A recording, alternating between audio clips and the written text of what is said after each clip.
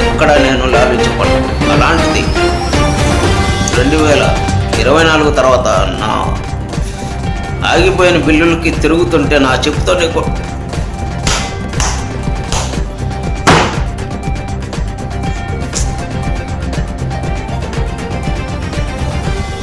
ఈ క్షణం చెబుతున్నా, ఈ క్షణం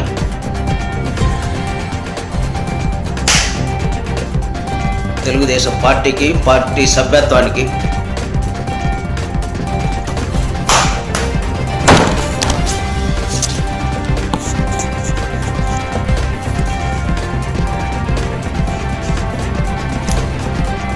రాజీనామా చేస్తున్నా. రాజకీయ నా బిల్లులు ఆగిపోయినాయి. ఇప్పుడున్న బిల్లులు ఆగిపోయి నాకు దీంతో సమానం.